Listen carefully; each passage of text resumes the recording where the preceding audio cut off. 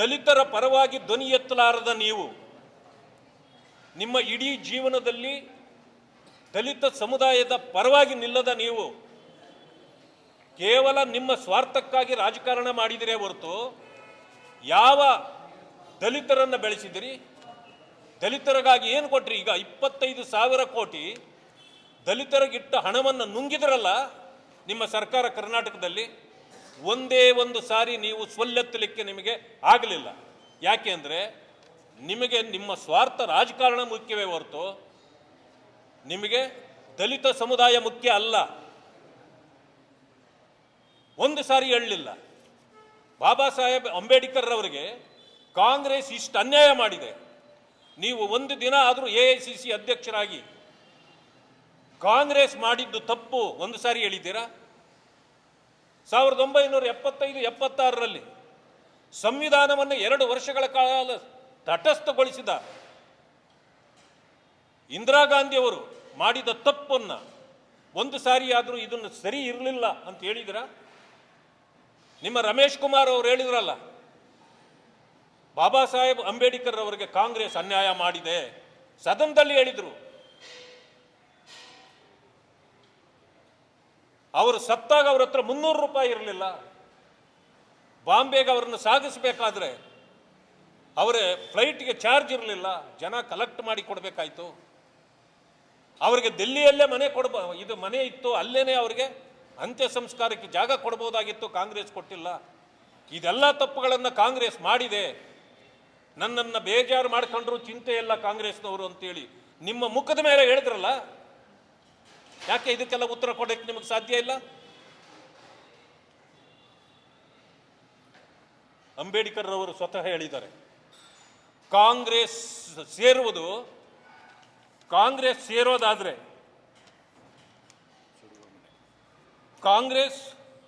Joining Congress will be a suicidal.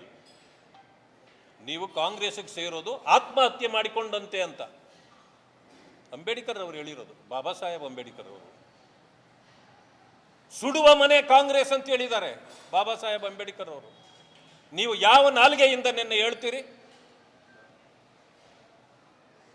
ನನ್ನನ್ನು ಗೆಲ್ಲಿಸಿದ್ದು ಕಾಂಗ್ರೆಸ್ಸು, ಸೋಲಿಸಿದವರು ಜನಸಂಘದವರು ಅಂತ?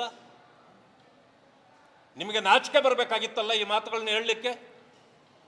ಇವತ್ತು ಒಂದು ಪ್ರಶ್ನೆಗೆ ನೀವು ಉತ್ತರ ಕೊಡಲಿಕ್ಕೆ ನಿಮ್ಮಲ್ಲಿ ಉತ್ತರ ಇಲ್ಲ, ನನಗೆ ಗೊತ್ತಿದೆ. ಸ್ವಾರ್ಥಕ್ಕಾಗಿ ರಾಜಕಾರಣ ಮಾಡಿ ಸಮುದಾಯವನ್ನು ನೀವು ಇವತ್ತು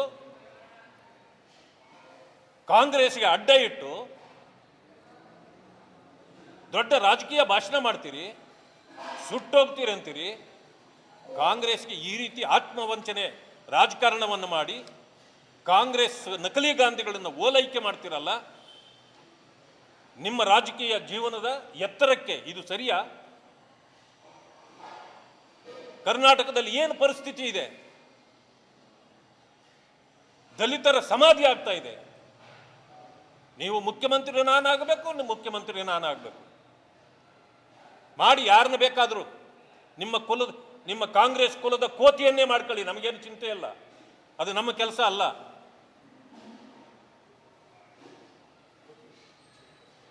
ಆದರೆ ನಮ್ಮಲ್ಲಿ ಗಾದೆ ಇದೆ, ನನ್ನ ಕುಲದ ಕೋತಿ ಅಂತಾರೆ, ಅಂದರೆ ಗಾದೆ ಮಾತದು.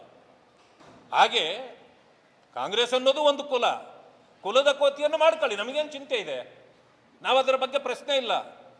ಆದರೆ 75 ವರ್ಷಗಳಿಂದ ದಲಿತರಿಗೆ ನೀವು ವಂಚನೆ ಮಾಡ್ತಿದ್ದೀರಲ್ಲ, ಮುಖ್ಯಮಂತ್ರಿ ಮಾಡ್ತೀನಿ ಅಂತ ಮಾಡಿ. ಈಗ ನಿಮ್ಮ ಕಾಲಾವಧಿ ಬಂದಿದೆಯಲ್ಲ, ಈಗ ಮಾಡಿ ನೋಡೋಣ.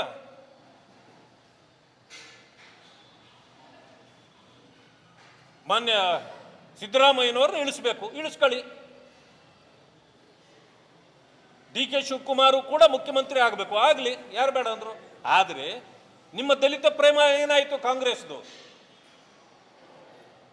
ಈಗೇನಾದರೂ ಜಾರಕಿಹೊಳಿ ದಲಿತರು, ಸತೀಶ್ ಜಾರಕಿಹೊಳಿ, ಈ ಕಡೆ ಡಾಕ್ಟರ್ ಪರಮೇಶ್ವರ್ ದಲಿತರು, ಅಂದರೆ ಆ ದಲಿತರ ಕಥೆ ಏನಾಯಿತು? ದಲಿತರನ್ನು ಮುಗಿಸ್ಬೇಕು ಅನ್ನೋದೇ ನಿಮ್ಮ ತೀರ್ಮಾನ.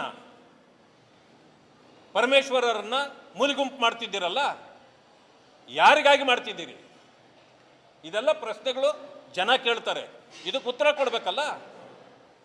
ಇದೆಲ್ಲವನ್ನು ಬಿಟ್ಟು ಅಭಿವೃದ್ಧಿ ಕೆಲಸಗಳು ಬಿಟ್ಟು ನಿಮ್ಮಲ್ಲಿರ್ತಕ್ಕಂಥ ಒಡಕನ್ನು ಮುಚ್ಚಿಕೊಳ್ಳಲಿಕ್ಕೆ ಬೆಂಕಿ ಸುಡ್ತೇವೆ, ಪ್ರಧಾನಮಂತ್ರಿಗಳು ವಿಷ ಕಾರುವ ಸರ್ಪ ಇದ್ದಾಗೆ ಅವರೇನಾದರೂ ಕಚ್ಚಿದರೆ ಸತ್ತೇ ಹೋಗ್ತಾರೆ. ಎಂಥ ಭಾಷೆ ನಿಮ್ಮದು! ಈ ವಿಷದ ಭಾಷೆಗಳನ್ನು ಬಿಡ್ರಿ. ಉತ್ತಮ ರಾಜಕಾರಣವನ್ನು ಮಾಡೋದನ್ನು ಮೊದಲು ಕರ್ನಾಟಕದ ಬೌಂಡ್ರಿ ದಾಟೋದಕ್ಕೆ ಮುಂಚೆ ಬಹಳ ಚೆನ್ನಾಗಿದ್ದರು. ಬಹುಶಃ ಬೌಂಡ್ರಿ ದಾಟಿದ ಮೇಲೆ ಯಾವುದೋ ವಿಷಕಾರಿ ಇದು ಅವರು ನಾಲಿಗೆ ಮೇಲೆ ಬಂದಿದೆ ಅಂತ ನನಗನ್ನಿಸ್ತದೆ. ಪರಿಸ್ಥಿತಿಯಲ್ಲಿ ಏನಾಗಿದೆ ನಿನ್ನೆ ನಾನು ಪ್ರಶ್ನೆ ಮಾಡಿದ್ದೇನೆ. ಶ್ರೀಮತಿ ಲಕ್ಷ್ಮೀ ಹೆಬ್ಬಾಳ್ಕರ್ ಅವರ ಕಾರು ಆಕ್ಸಿಡೆಂಟ್ ಆಯಿತು. ಜನ ಎಲ್ಲ ಹೇಳ್ತಾರೆ ಆ ಗಾಡಿ ಆಗಿದ ತಕ್ಷಣ ಗಾಜುಗಳೆಲ್ಲ ಒಡೆದೋದ್ವು, ಅದನ್ನು ಬಟ್ಟೆ ಹಾಕಿ ಮುಚ್ಚಲಾಗಿದೆ. ಯಾಕೆ ಮುಚ್ಚಿದ್ರಿ? ಅದರಿಂದ ಹೊರಗಡೆ ಅವ್ರನ್ನ ತೆಗೆದ ಮೇಲೆ ಇಮಿಡಿಯೇಟ್ಲಿ ಯಾಕೆ ಲಿಫ್ಟ್ ಮಾಡಿದ್ರಿ? ಕೋಟ್ಯಾಂತರ ರೂಪಾಯಿ ಅದರಲ್ಲಿ ಸಾಗಣೆ ಮಾಡ್ತಾ ಇದ್ರು ಅಂತೇಳಿ ಜನ ಮಾತಾಡ್ತಾ ಇದ್ದಾರೆ. ಈಗ ಉತ್ತರ ಕೊಡಬೇಕಲ್ಲ ಸರ್ಕಾರ. ಯಾಕೆ ಬಾಯಿ ಮುಚ್ಚಿಕೊಳ್ತಿದ್ದೀರಿ? ಇನ್ವೆಸ್ಟಿಗೇಷನ್ ಯಾರು ಮಾಡ್ತಿದ್ದಾರೆ? FIR ಯಾರು ಮಾಡಿಸಿದ್ರಿ? ಡ್ರೈವರು ಮೊದಲು ಹೇಳಿದ್ದು ನೀವು ನಾಯಿ ಅಡ್ಡ ಬಂತು, ಎರಡನೇ ಸಾರಿ ಹೇಳಿದ್ರಿ ಯಾವುದೋ ಗಾಡಿ ಹಿಟ್ ಅಂಡ್ ರನ್ ಆಯಿತು, ಮೂರನೇ ಸಾರಿ ಹೇಳಿದ್ರಿ ಡ್ರೈವರ್ಗೆ ನಿದ್ದೆ ಬಂದಿತ್ತು. ನೀವು ಯಾಕೆ ಇದು ಟೂರ್ ಪ್ರೋಗ್ರಾಮ್ ಹಾಕಿ ಹೋಗ್ಲಿಲ್ಲ? ಮಂತ್ರಿ ಅಲ್ವಾ ನೀವು? ಲೆಕ್ಕ ಇದೆಯಲ್ಲ ನಿಮಗೆ. ಪ್ರೈವೇಟ್ ಕಾರಲ್ಲಿ ಹೋದ್ರಿ, ಸರ್ಕಾರಿ ಕಾರ್ ಬಿಟ್ರಿ. ಅಲ್ಲಿಂದ ಏನು ಮಾಡಿದ್ರಿ? ಗನ್ ಮ್ಯಾನೆ ತಗೊಳ್ಳಿಲ್ಲ. ಆಗಿದ್ಮೇಲೆ ಎಸ್ಕಾರ್ಟ್ ಯಾಕೆ ತಗೊಳ್ಳಿಲ್ಲ? ಜವಾಬ್ದಾರಿ ಜಾಗದಲ್ಲಿರೋರು ಏನಾದರೂ ಮಾಡಿದಾಗ ಅನುಮಾನಗಳ ಹುತ್ತ ಬೆಳೀತಕ್ಕಂಥದ್ದು ಸಹಜ ಇದೆ. ಇದಕ್ಕೆ ಸರ್ಕಾರ ಉತ್ತರ ಕೊಡಬೇಕಾಗಿದೆ. ಕೊಡಲಿಲ್ಲ ಅಂತಂದರೆ ಇದು ಯಾರು ಅನುಮಾನಗಳನ್ನು ಪಡ್ತಾ ಇದ್ದಾರೆ, ಇದು ಸತ್ಯ ಆಗುತ್ತೆ, ಇನ್ವೆಸ್ಟಿಗೇಷನ್ ಆಗಬೇಕು. ದಲಿತರ ಪರವಾಗಿ ಧ್ವನಿ ಎತ್ತಲಾರದ ನೀವು, ನಿಮ್ಮ ಇಡೀ ಜೀವನದಲ್ಲಿ ದಲಿತ ಸಮುದಾಯದ ಪರವಾಗಿ ನಿಲ್ಲದ ನೀವು ಕೇವಲ ನಿಮ್ಮ ಸ್ವಾರ್ಥಕ್ಕಾಗಿ ರಾಜಕಾರಣ ಮಾಡಿದಿರೇ ಹೊರತು ಯಾವ ದಲಿತರನ್ನು ಬೆಳೆಸಿದಿರಿ? ದಲಿತರಿಗಾಗಿ ಏನು ಕೊಟ್ರಿ? ಈಗ 25,000 ಕೋಟಿ ದಲಿತರಿಗಿಟ್ಟ ಹಣವನ್ನು ನುಂಗಿದ್ರಲ್ಲ ನಿಮ್ಮ ಸರ್ಕಾರ ಕರ್ನಾಟಕದಲ್ಲಿ. ಒಂದೇ ಒಂದು ಸಾರಿ ನೀವು ಸ್ವಲ್ಲೆತ್ತಲಿಕ್ಕೆ ನಿಮಗೆ ಆಗಲಿಲ್ಲ. ಯಾಕೆ ಅಂದರೆ ನಿಮಗೆ ನಿಮ್ಮ ಸ್ವಾರ್ಥ ರಾಜಕಾರಣ ಮುಖ್ಯವೇ ಹೊರತು ನಿಮಗೆ ದಲಿತ ಸಮುದಾಯ ಮುಖ್ಯ ಅಲ್ಲ. ಒಂದು ಸಾರಿ ಹೇಳಲಿಲ್ಲ. ಬಾಬಾ ಸಾಹೇಬ್ ಅಂಬೇಡ್ಕರ್ ಅವರಿಗೆ ಕಾಂಗ್ರೆಸ್ ಇಷ್ಟು ಅನ್ಯಾಯ ಮಾಡಿದೆ, ನೀವು ಒಂದು ದಿನ ಆದರೂ AICC ಅಧ್ಯಕ್ಷರಾಗಿ ಕಾಂಗ್ರೆಸ್ ಮಾಡಿದ್ದು ತಪ್ಪು ಒಂದು ಸಾರಿ ಹೇಳಿದ್ದೀರಾ? 1975-76ರಲ್ಲಿ ಸಂವಿಧಾನವನ್ನು 2 ವರ್ಷಗಳ ಕಾಲ ತಟಸ್ಥಗೊಳಿಸಿದ ಇಂದಿರಾ ಗಾಂಧಿಯವರು ಮಾಡಿದ ತಪ್ಪನ್ನು ಒಂದು ಸಾರಿ ಆದರೂ ಇದನ್ನು ಸರಿ ಇರಲಿಲ್ಲ ಅಂತ ಹೇಳಿದಿರಾ? ನಿಮ್ಮ ರಮೇಶ್ ಕುಮಾರ್ ಅವರು ಹೇಳಿದ್ರಲ್ಲ, ಬಾಬಾ ಸಾಹೇಬ್ ಅಂಬೇಡ್ಕರ್ ಅವರಿಗೆ ಕಾಂಗ್ರೆಸ್ ಅನ್ಯಾಯ ಮಾಡಿದೆ, ಸದನದಲ್ಲಿ ಹೇಳಿದರು. ಅವರು ಸತ್ತಾಗ ಅವ್ರ ಹತ್ರ 300 ರೂಪಾಯಿ ಇರಲಿಲ್ಲ. ಬಾಂಬೆಗೆ ಅವರನ್ನು ಸಾಗಿಸಬೇಕಾದ್ರೆ ಅವರ ಫ್ಲೈಟ್ಗೆ ಚಾರ್ಜ್ ಇರಲಿಲ್ಲ, ಜನ ಕಲೆಕ್ಟ್ ಮಾಡಿ ಕೊಡಬೇಕಾಯ್ತು. ಅವರಿಗೆ ದಿಲ್ಲಿಯಲ್ಲೇ ಮನೆ ಇತ್ತು, ಅಲ್ಲೇನೆ ಅವರಿಗೆ ಅಂತ್ಯ ಸಂಸ್ಕಾರಕ್ಕೆ ಜಾಗ ಕೊಡಬಹುದಾಗಿತ್ತು, ಕಾಂಗ್ರೆಸ್ ಕೊಟ್ಟಿಲ್ಲ. ಇದೆಲ್ಲ ತಪ್ಪುಗಳನ್ನು ಕಾಂಗ್ರೆಸ್ ಮಾಡಿದೆ. ನನ್ನನ್ನು ಬೇಜಾರು ಮಾಡ್ಕೊಂಡ್ರು ಚಿಂತೆ ಇಲ್ಲ ಕಾಂಗ್ರೆಸ್ನವರು ಅಂತೇಳಿ ನಿಮ್ಮ ಮುಖದ ಮೇಲೆ ಹೇಳಿದ್ರಲ್ಲ, ಯಾಕೆ ಇದಕ್ಕೆಲ್ಲ ಉತ್ತರ ಕೊಡೋಕ್ಕೆ ನಿಮಗೆ ಸಾಧ್ಯ ಇಲ್ಲ? ಅಂಬೇಡ್ಕರ್ ಅವರು ಸ್ವತಃ ಹೇಳಿದ್ದಾರೆ, ಕಾಂಗ್ರೆಸ್ ಸೇರೋದಾದ್ರೆ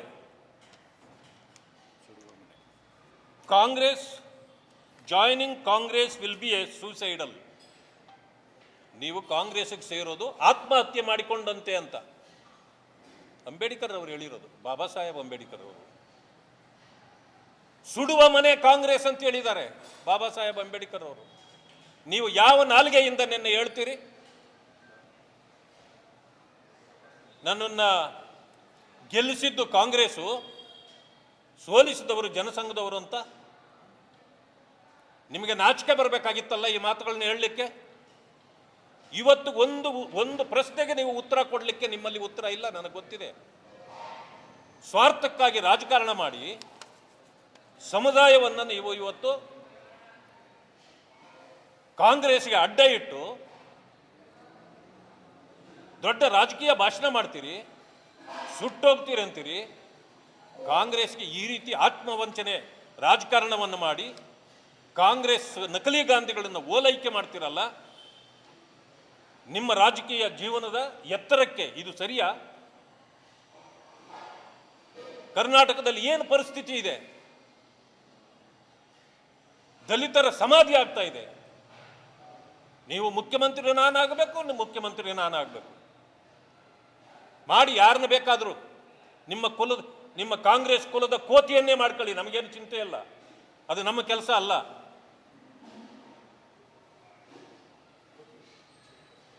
ಆದರೆ ನಮ್ಮಲ್ಲಿ ಗಾದೆ ಇದೆ, ನನ್ನ ಕುಲದ ಕೋತಿ ಅಂತಾರೆ, ಅಂದರೆ ಗಾದೆ ಮಾತದು. ಹಾಗೆ ಕಾಂಗ್ರೆಸ್ ಅನ್ನೋದು ಒಂದು ಕುಲದ ಕೋತಿಯನ್ನು ಮಾಡ್ಕೊಳ್ಳಿ, ನಮಗೇನು ಚಿಂತೆ ಇದೆ, ನಾವು ಅದರ ಬಗ್ಗೆ ಪ್ರಶ್ನೆ ಇಲ್ಲ. ಆದರೆ 75 ವರ್ಷಗಳಿಂದ ದಲಿತರಿಗೆ ನೀವು ವಂಚನೆ ಮಾಡ್ತಿದ್ದೀರಲ್ಲ, ಮುಖ್ಯಮಂತ್ರಿ ಮಾಡ್ತೀನಿ ಅಂತ ಮಾಡಿ. ಈಗ ನಿಮ್ಮ ಕಾಲಾವಧಿ ಬಂದಿದೆಯಲ್ಲ, ಈಗ ಮಾಡಿ ನೋಡೋಣ.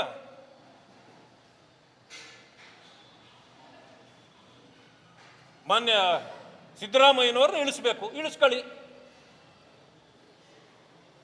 ಡಿ ಕೆ ಶಿವಕುಮಾರ್ ಕೂಡ ಮುಖ್ಯಮಂತ್ರಿ ಆಗಬೇಕು, ಆಗಲಿ, ಯಾರು ಬೇಡ ಅಂದ್ರು.